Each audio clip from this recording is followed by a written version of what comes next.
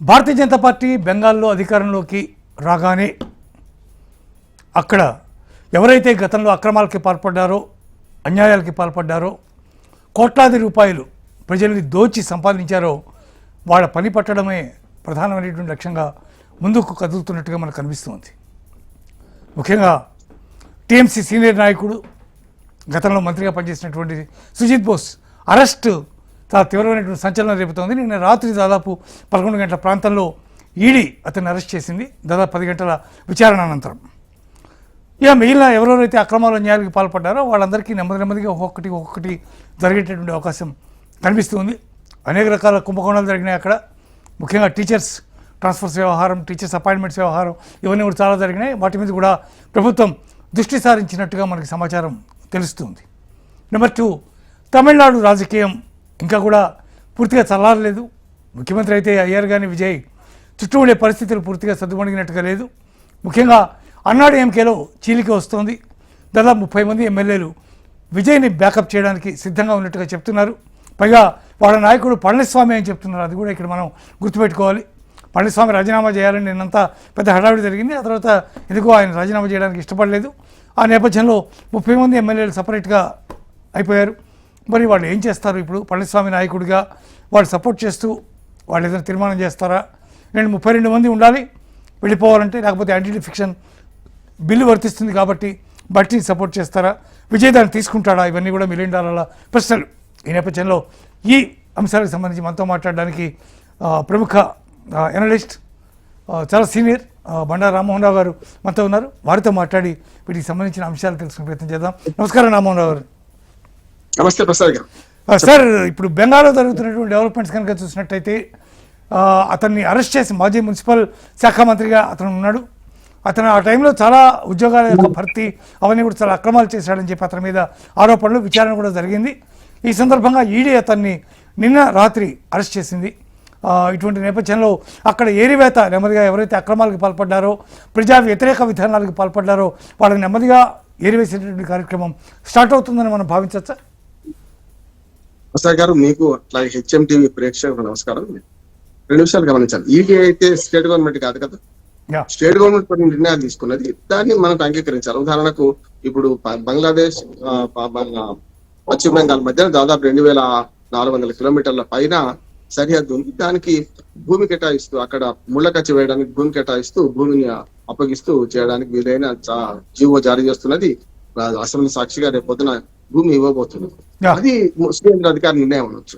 అట్లా శాంతి పరిరక్షించే క్రమంలో సువేంద్ర అధికారి స్వయంగా ఆయన పిఏని హత్య చేసింది కదా ఈ ఎన్నికల మధ్యన. ఏదైతే రిజల్ట్స్ కు తర్వాత ఇప్పుడు ముఖ్యమంత్రిగా ఆయన ప్రమాణ స్వీకారం చేసే మధ్యన అయితే జరిగింది కదా. అంటే అది అప్పటి ప్రభుత్వం మమతా బెనర్జీ ఆనాడు కూడా ముఖ్యమంత్రి కదా. అటువంటి దాన్ని అరికట్టాల్సిన అవసరం ఉందా లేదా? శాంతి పద్ధతులు ఎవరిది? ఖచ్చితంగా స్టేట్ గవర్నమెంట్ కి. కానీ ఈడీ అరెస్ట్ కు దాని బోడగుండుకు మోకాడి ముడి పెట్టినట్టు అంటున్నాడు. ఈడీ అరెస్ట్ వాళ్ళు మొదలైంది కాదు, అంతకుముందే ఆయన మీద విచారణ జరుగుతుంది. ఆయన టీఎంసీ ఎమ్మెల్యే, మాజీ మున్సిపల్ శాఖ మంత్రి. ఆయన చాలా విషయాలలో అక్రమాలు చేసినట్టు ఈడీ ఆరోపించింది, అరెస్ట్ చేసింది, అంటే తదుపరి చర్య చేసింది. అదే కనుక సిబిఐ వచ్చింది అనుకోండి, సిబిఐ రావడానికి మాత్రం సువేంద్ర అధికారి ఏమైనా సంతకం పెట్టి నిన్న మొన్న ఆహ్వానిస్తే వేరు. సిబిఐ రావద్దని మమతా బెనర్జీ ఎన్ని నుంచి ఆపుతున్నది. రాష్ట్ర ప్రభుత్వం ఇష్టానుసారమే ఉంటుంది. సిబిఐ ఢిల్లీ యాక్ట్, అది ఢిల్లీ యాక్ట్ ను రాష్ట్ర ప్రభుత్వాలు తమకు అనుకూలంగా ఆ యాక్ట్ ను మా దగ్గర ఇంప్లిమెంట్ చేయండి అంటే మాత్రమే సిబిఐ వస్తుంది. కానీ ఈడీకి అట్లా లేదు. ఈడీ ఎక్కడైతే ఆర్థిక దుర్వినియోగం జరిగిందో, డబ్బులు లావాదేవీలు జరిగినాయో అక్కడ ఈడీ దేశం అంతా పోవచ్చు, వాళ్ళకి వెళ్ళలు లేవు, వాళ్ళు కానీ దానికి లిమిట్స్ ఉన్నాయి. సుప్రీంకోర్టు కూడా చాలా సార్లు ఈడీని ఏమన్నదంటే, మీరు అనవసర విషయాలు పోకండి, ఇన్వెస్టిగేషన్ చేయాల్సిన బాధ్యత సిబిఐది, కానీ మీరు మాత్రం ఏదైనా డబ్బులు దొరకడం కానీ, మనీ లాండరింగ్ కానీ, హవాలా మనీ కానీ అటువంటి ఓ చోట్ల పోవాలి కదా, అనవసరంగా కొన్ని చోట్ల పోతున్నారని కూడా చెప్పింది. కానీ ఇక్కడ అట్లా కాదు కదా. మున్సిపల్ శాఖలో అక్రమాలకు ఆ మున్సిపల్ మంత్రిగా ఆయన బాధ్యత ఉందని చెప్పి ఈడీ ఆరోపించింది. దాని ప్రకారం అరెస్ట్ చేసింది. అరెస్ట్ చేస్తే రిమాండ్ చేస్తా. ఈడీ కోర్టు వేరే ఉన్నది. పోనీ రాష్ట్ర ప్రభుత్వం ఏర్పాటు చేసిన కోర్టు అంతకంటే రాష్ట్ర ప్రభుత్వం సంబంధం లేదు అంటున్నాను. దాన్ని పట్టుకొని సువేంద్ర అధికారి కక్ష సాధింపు చర్యలు చేస్తున్నట్టు కరెక్ట్ కాదు. కాకపోతే కేంద్ర ప్రభుత్వం ఉందా అంటారా? ఇవాళ విచారణ కొత్తది కాదు కదా. ఈడీ ఆయన మీద విచారణ చేస్తుంది, ఇదివరకే చేసింది. అరెస్ట్ చేసి విచారణ మొదలుపెట్టలేదు, విచారణ మొదలుపెట్టి అరెస్ట్ చేసింది కదా. ప్రభుత్వం మారింది. ఇక్కడ జరిగింది ఏంటంటే, పశ్చిమ బెంగాల్లో అంతకుముందున్న మన తృణమూల్ కాంగ్రెస్ ప్రభుత్వం మారి వాళ్ళ బీజేపీ ప్రభుత్వం వచ్చింది. సువేంద్ర అధికారికి దీనికి ఏం సంబంధం లేదు అంటున్నాడు. అట్లాగే మోడీ గారు మంచి మాట చెప్పారు. ఎన్నికలు కాగానే గతంలో వారు చేసిన అంటే నిజంగా చెప్పాలంటే పశ్చిమ బెంగాల్లో మొదటి కాంగ్రెస్ పార్టీ ఉన్న 20 ఏళ్ల తర్వాత కాంగ్రెస్ వర్సెస్ కమ్యూనిస్టులు వేలాది మంది, వాళ్ళందరూ కాదు వేలాది మంది చంపబడ్డారు. అట్లాగే మావోయిస్టు అట్లా ప్రభుత్వాల మధ్యలో చూసుకుంటే మావోయిస్టులు, ఇటు పక్కన ప్రభుత్వాల మధ్యన అధికారులు తెచ్చారు, రాజకీయ నాయకులు తెచ్చారు, సామాన్య ప్రజలు చచ్చిపోయారు నక్సల్ బరి ఉద్యమంతో. అట్లానే కమ్యూనిస్టులు వచ్చిన తర్వాత కమ్యూనిస్టులు కాంగ్రెస్ మధ్యన పెద్ద ఎత్తున చావులు జరిగినాయి. తృణమూల్ కాంగ్రెస్ అందులో నుంచి విడిపడ్డ తర్వాత అంతే కాంగ్రెస్ తట్టుకోలేకపోతే మన మమతా బెనర్జీ 2001 తర్వాత బయటకు వచ్చి ఇదే బీజేపీతో కట్టింది కదా, ఆమె కొత్త కాదు కదా. అంటే కాంగ్రెస్ విడిపడ్డ తర్వాత కాంగ్రెస్ పార్టీ వర్సెస్ తృణమూల్ కాంగ్రెస్ ఉన్నప్పుడు కూడా కమ్యూనిస్టులతో కొట్లాడింది, కాంగ్రెస్ తో కొట్లాడింది. 2011 దాకా అధికారమే రాలే కదా ఆమెకు. అందుకని ఏమంటే మొన్న 2011లో ఏది మమతా బెనర్జీ అధికారంలోకి వచ్చే ముందు ఎన్నికలు అప్పుడు జరిగింది, 25 మంది చనిపోయారు. ఆ తర్వాత 2016లో 30 మంది చనిపోయారు. 2021లో ఇట్సెల్ఫ్ 58 మంది చనిపోయారు. మొన్నటి ఎన్నికలు ఒక్కరు కూడా చనిపోలే కదా. ఎన్నికల తర్వాత కదా హింస జరిగింది. అంటే పోతూ ఆ హింస చేసి వాళ్ళు వెళ్ళిపోయారు. ఇప్పుడు ఒకవేళ ఏ చిన్న సంఘటన జరిగినా ఇప్పుడు సువేంద్ర అధికారిని అనవచ్చు. మా శాంతి భద్రత విషయంలో పలానా వాళ్ళు చంపించారా, పలానా వాళ్ళు కొట్టారా అని అనవచ్చు. ఇప్పటికైతే 2 రోజులైంది కదా, నిన్నగాక మొన్ననే కదా సువేంద్ర అధికారి మన అధికారం స్వీకరించి. కనుక ఈ తదుపరి చర్యలు కక్ష సాధింపు అవునా కాదా అని తెలుసడానికైతే ఇది పనికిరాదు. ఏదైతే బోస్ అరెస్ట్ మాత్రం దానికి సంబంధం లేదంటున్నాడు. ఈడీ అరెస్ట్ చేసింది కనుక దానికి దీనికి ముడిపెట్టాల్సిన అవసరం లేదు. ఒక మంచి నిర్ణయం తీసుకుంది. సరిహద్దుల్లో కంచె నిర్మించడానికి భూమి ఇవ్వడాన్ని మొన్నటిదాకా నిరాకరించిన మమతా బెనర్జీ చేసిన తప్పును సవరించుకునే ప్రయత్నం చేసిన మొట్టమొదటి మంచి నిర్ణయం అంటున్నాం సువేంద్ర అధికారి ముఖ్యమంత్రిగా చేశారు.